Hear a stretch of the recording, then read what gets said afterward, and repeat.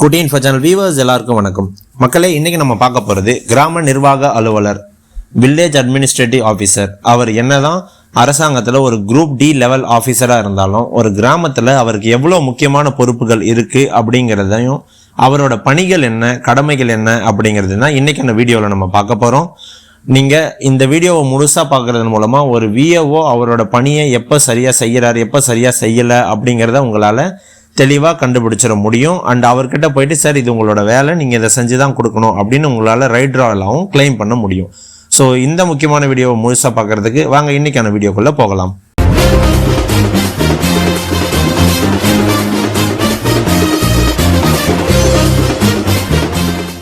So first இதுக்கு முன்னாடிலாம் பார்த்தீங்கன்னா கிராம நிர்வாக அலுவலர் அப்படிங்கிற ஒரு போஸ்ட் என்ன ஆச்சுன்னா அது வந்து ஒரு பகுதி நேரமாக தான் இருந்துச்சு. அதாவது பார்ட் டைம் ஜாப் மாதிரி தான் இருந்தது. அது முழு நேர கிராம நிர்வாக அலுவலர்கள் நியமனம் செய்யப்பட்ட பின்னர் இவர்களுக்கான பணிகள் மற்றும் கடமைகள் குறித்தான விவர அட்டவணை ஒன்று அரசாணை எண் 581 நாள் 3/4/1987 நிர்ணயம் செய்து வெளியிடப்பட்டது. ஸோ அதில் என்னெல்லாம் அவங்களுடைய கிராம நிர்வாக அலுவலருடைய கடமைகள்னு சொல்லியிருக்காங்களோ அதை தான் இந்த வீடியோவில் நம்ம முழுசாக மென்ஷன் பண்ண போகிறோம். அதனோட டேட்டாஸ் கிடைச்சது, பட் அந்த ஜீவோ வந்து நமக்கு கிடைக்கல. ஸோ ஃபஸ்ட் அவர் என்ன பண்ணுவார்னா அவரோட வேலையில் வந்து கிராம கணக்குகள், எத்தனை கிராம கணக்குகள் இருக்கோ அதை எல்லாத்தையும் பராமரிக்கணும் மற்றும் பயிராய்வு பணி பார்த்தல், எந்த நிலத்தில் என்ன பயிரெலாம் இருக்கோ அதனோட ஆய்வுலாம் அவர் பார்த்து அதற்கான கணக்குகளை பராமரிக்கணும். அடுத்து நிலத்தினுடைய வரி, கடன்கள், அபிவிருத்தி வரி, அரசுக்கு சேர வேண்டிய தொகைகளை வசூலித்தல், அப்புறம் சாதி சான்று, வருமான சான்று, இருப்பிட சான்று, சொத்து மதிப்பு சான்று ஆகியவற்றை வழங்குதல். இப்போ அது இல்லாமல் நிறைய சான்றுகள் வந்து ஆட் ஆயிடுச்சு. இப்போ முதல் பட்டதாரி சான்று, பிறப்பு பதிவு பண்ணுறது, இந்த மாதிரி அவருக்கான வேலைலாம் நிறைய வந்திருக்கு. ஸோ அதில் அந்த டைமில் என்ன வந்துச்சு அதெல்லாம் அவங்க சொல்கிறாங்க. பொதுமக்களுக்கு வங்கிகள் மற்றும் கூட்டுறவு சங்கங்களிலிருந்து கடன்கள் பெற சிட்டா மற்றும் அடங்கல்களின் நகல்களை வழங்குதல். இப்போ நீங்கள் அவர்கிட்ட போய் கேட்குறீங்கன்னா அவர் முடியாதுன்னு சொல்கிறாருன்னா, இல்லை இது உங்களோட ரூல்ஸாக கவர்மெண்ட், இது வேலையாக கவர்மெண்ட் சொல்லியிருக்கு, ஸோ நீங்கள் இதை செஞ்சு தான் ஆகணும், நீங்கள் அவர்கிட்ட கேட்க முடியும்.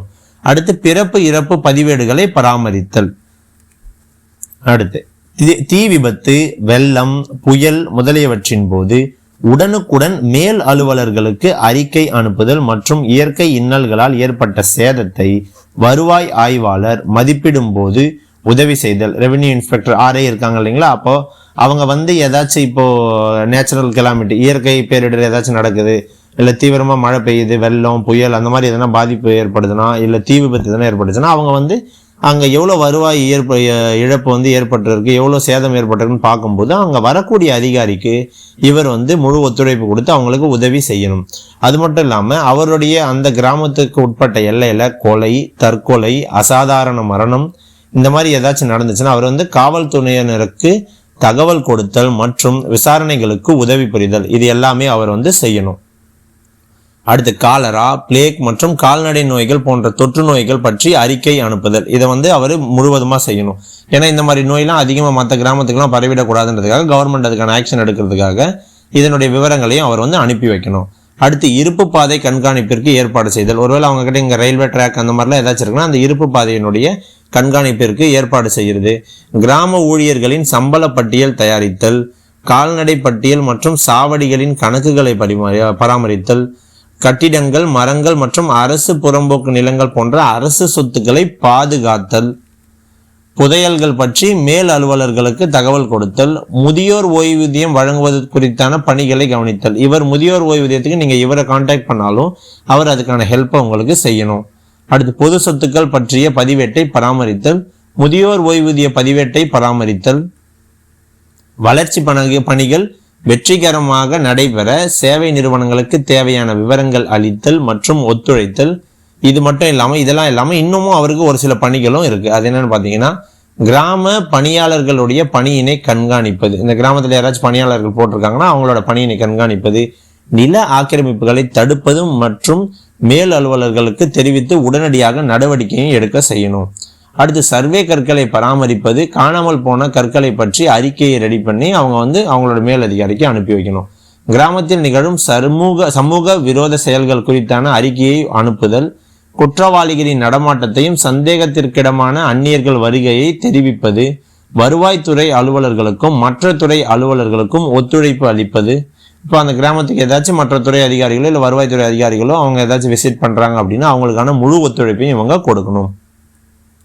அடுத்து சட்ட ஒழுங்கு பேணுதல், உரிய நேரத்தில் நடவடிக்கை எடுப்பதன் மூலம் குற்றங்களை தடுத்தல், குற்றங்கள் நடந்த உடனே அறிக்கை அனுப்புதல், சட்ட ஒழுங்கு பேணுவதற்காக கிராம அளவில் அமைதி குழுவை கூட்டி முன்னெச்சரிக்கை நடவடிக்கை எடுத்தல். எங்கேயாவது சாதி கலவரம் இல்லை வேற ஏதாச்சும் ஒரு பிரச்சனை ஆரம்பிக்குதுன்னா அதற்கான ஒரு அமைதி குழுவை அவரே ஒருங்கிணைச்சு கூட்டி முன்னெச்சரிக்கை நடவடிக்கை எடுத்து அந்த பிரச்சனையை சட்டம் ஒழுங்கு பிரச்சனையை பெருசாகாம தடுக்கிறதுக்கான ஆக்ஷன் எடுக்கிறதுக்கான உரிமை அவருக்கு இருக்கு.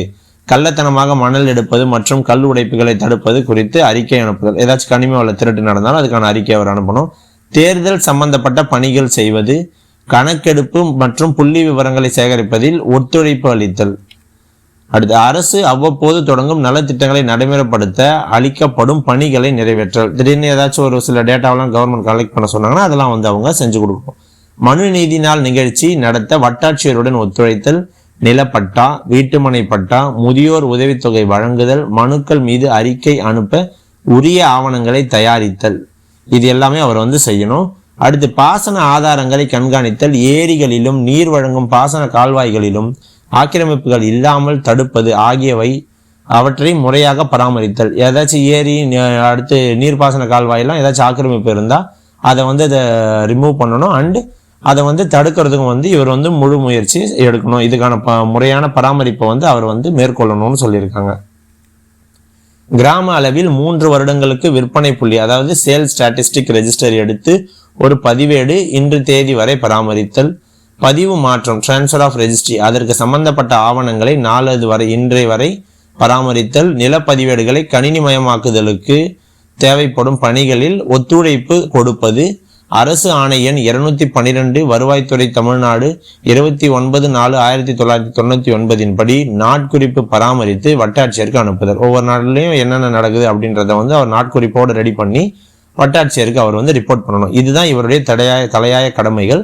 இது எல்லாமே அவருக்கு எக்ஸ்ட்ரா ஏதாச்சும் ஒர்க் வருதுன்னா அதையும் அவர் ஃபாலோ பண்ணி தான் ஆகணும். இதுதான் உங்க விஓக்கு இருக்கக்கூடிய முழு ஒர்க்குன்னு அவங்க சொல்லியிருக்காங்க. அடுத்து கிராம அளவில் கடன் பதிவேடு, லோன் லெட்ஜஸ் மற்றும் இதர வசூல் கணக்குகளை பராமரித்து இது தொடர்பான காலாண்டுக்கு ஒரு முறை வட்ட கணக்குகளுடன் சரிபார்த்தல். கள்ளச்சாராயம் காய்ச்சுவோர் பட்டியல் தயாரித்து வருவாய் அலுவலர்கள் மற்றும் காவல்துறையினருக்கு அறிக்கை அனுப்புதல். உயர் அலுவலர்கள் அவ்வப்போது இடும் பணிகளை செய்வது. இது எல்லாமே ஒரு கிராம நிர்வாக அலுவலரின் தலையாய பணிகள் மற்றும் கடமைகள் அப்படின்னு கவர்மெண்ட்டே சொல்லியிருக்காங்க. ஸோ அவ்வளோதான் இன்னைக்கான வீடியோவை நம்ம பார்த்துட்டோம். இது உங்களுக்கு யூஸ்ஃபுல்லாக இருக்குன்னு நினைக்கிறேன். இது ஏன் நம்ம முக்கியமாக சொல்கிறோன்னா, ஒரு விஏஓ கிட்ட போய் கேட்கும்போது அவரோட பணி என்னவோ அந்த பணியை செய்யறதுக்கு நீங்கள் அவர்கிட்ட ரைட் ராயலாக பேச முடியும், அதிகாரத்தோடு பேச முடியும். அதுவே அவரோட பணி இல்லாததை போயிட்டு நீங்கள் கேட்குறீங்கன்னா நீங்கள் அவர்கிட்ட கொஞ்சம் பணிவாக தான் கேட்டாகணும். ஏன்னா அது அவரோட வேலை இல்லை. அவர் அதை செய்யணும்னா அதுக்கு அவருக்கு இன்னும் அதிக டைம் தேவைப்படலாம், இல்லை அவர் முடியாதுன்னு சொல்லலாம். ஸோ எந்த வேலையை நீங்கள் அதிகாரத்தோடு கேட்கணும், எந்த வேலையை நார்மலாக கேட்கணுன்றதை நீங்கள் தெளிவாக தெரிஞ்சுக்கோங்க. ஸோ இது வரைக்கும் நீங்கள் நம்ம சேனலுக்கு வந்ததே இல்லை, இப்போ தான் ஃபர்ஸ்ட் டைம் வரீங்கன்னா மறக்காமல் நம்ம சேனலை சப்ஸ்கிரைப் பண்ணிக்கோங்க. அது மட்டும் இல்லாமல் நம்ம சேனலில் இருக்க வீடியோவை மற்றவங்களுக்கும் ஷேர் பண்ணுங்கள். அதன் மூலம் அவங்களுக்கும் பயனடையட்டும். தேங்க்யூ ஃபார் வாட்சிங். நன்றி.